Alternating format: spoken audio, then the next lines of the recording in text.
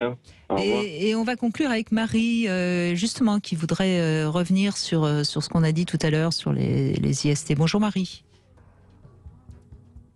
Ah, on a perdu Marie, on va essayer ça y est, elle est là. Bonjour Marie.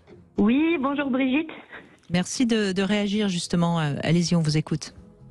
Eh bien voilà, la semaine dernière, je suis allée dans un centre de dépistage anonyme et gratuit d'infections sexuellement transmissibles.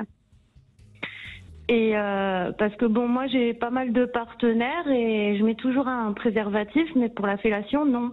Mhm.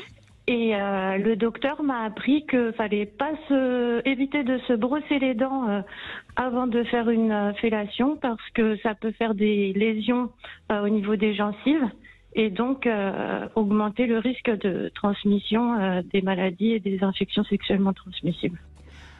Alors, je disais tout à l'heure d'ailleurs qu'il fallait pas faire une fellation après s'être fait arracher une dent. Maintenant, le brossage de dents. En tout cas, ça fait partie de recommandations, ce qu'on appelle le safe sex. C'est que toute lésion buccale, donc on parlait d'inflammation de la gencive, mais ça peut être aussi un brossage plus énergique. On parle de brossage pas habituel, mais si vous avez une inflammation de la gencive et que vous faites un brossage plus énergique, il peut avoir un peu de sang, donc ça peut faire potentiellement une porte d'entrée bactérienne. Donc. De même si on a une coupure sur les lèvres à ce moment-là. On est tout à fait d'accord. Voilà. Donc c'est pour ça que il est recommandé, si c'est partenaire occasionnel, d'utiliser une protection par préservatif. Voilà, mais c'est pas forcément. Et voilà, moi j'ai 44 ans. Donc, j'ai eu aussi quelques partenaires et c'est la première fois que je la prends, quoi. Alors, moi, ça m'est jamais venu à l'idée de faire une fellation avec un préservatif. Oui, mais je pensais être protégée parce que justement au niveau pénétration sexuelle, enfin du coup là je me protège toujours, mais en fait non. Oui, mais Marie, vous n'avez pas l'habitude de vous laver les dents juste avant de faire une fellation? Non, mais parfois on peut. Non, heureusement, mais parfois on peut penser avant d'aller à un rendez-vous, comme on va s'embrasser et tout, comme on se lave, et on prend une douche, et on va se brosser. On peut le faire par réflexe, quoi, d'hygiène, et en fait, c'est à éviter. Oui, bien sûr, mais je veux dire, si on se lave les dents 2 heures avant, franchement, je pense qu'il n'y a pas grand risque, quoi. Le risque, il est beaucoup diminué malgré tout, quoi. Alors après, on peut pas, de toute façon, on peut pas dire qu'il y a aucun risque. Et d'ailleurs, c'est ce qu'on a dit. Vous voyez, Marie, c'est toujours la même histoire. Mais en effet, mieux vaut ne pas se laver les dents avant, c'est évident. Mais ça paraît. Enfin, tout ce qui est ouverture, c'est-à-dire tout ce qui a été coupure, blesse éventuellement. Une sécrétion qui pourrait pénétrer dans la plaie, voilà. D'où important de rappeler que voilà, une rencontre occasionnelle, c'est quand même mieux pour les deux partenaires. Voilà, la protection est encore de rigueur recommandée.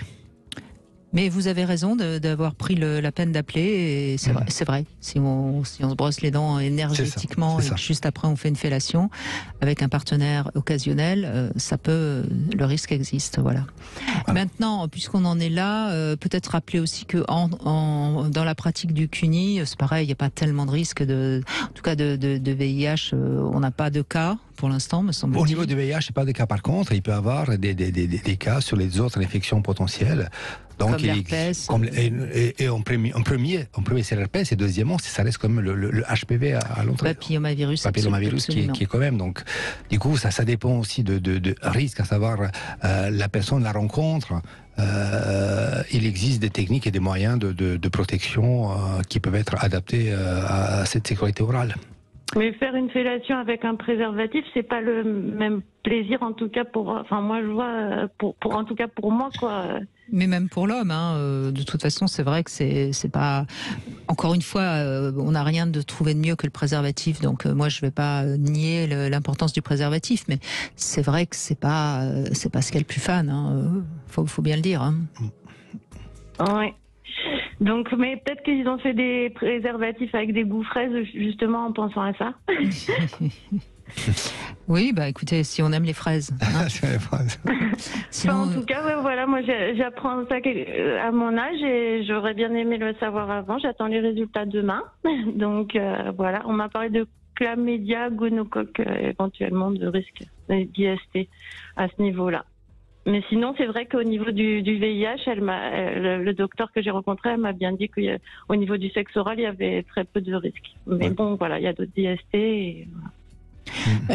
La seule chose qu'il faut quand même ajouter, et ça c'est pour les personnes qui pratiquent le libertinage, attention quand il y a échange rapide entre plusieurs muqueuses, etc.